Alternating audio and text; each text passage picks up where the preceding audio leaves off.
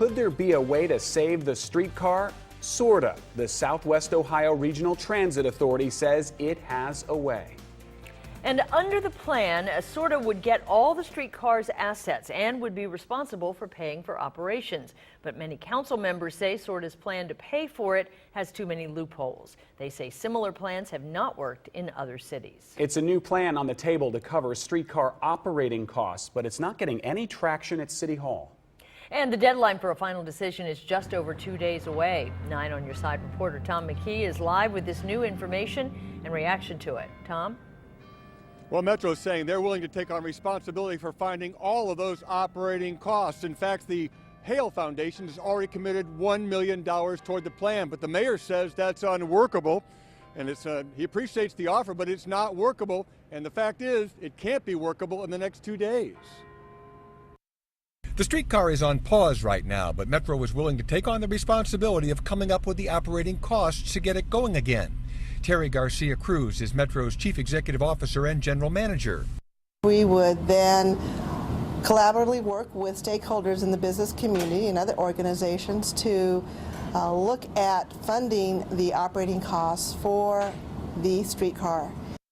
4 plans are on the table that could involve fares, advertising and sponsorships, taxes on property along the route, and admissions tax increases.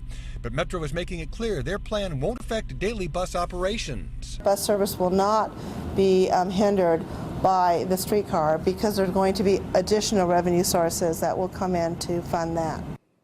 However, Mayor John Cranley quickly dismissed the plan during an afternoon news conference. That is woefully insufficient for us to move forward on a streetcar based on the principles that we outlined last week. The mayor added he doesn't believe Metro's claims that bus service wouldn't be impacted. If their rosy projections related to private support for the streetcar don't come to pass, they have one option. And that option is to cut bus service for people who need it. And that is totally unacceptable. Well, it appears there's a stalemate here. The big question now is what's next? With me, my colleague Kevin Osborne to say the big piece of the puzzle is tomorrow morning. Tomorrow morning, an independent audit of the streetcar project will be released at 10 a.m. It's going to look at the costs of cancellation versus the cost of continuing the project. The current city council and mayor didn't believe the previous numbers by the administration under Milton Dohoney. Then that's going to be followed by several meetings.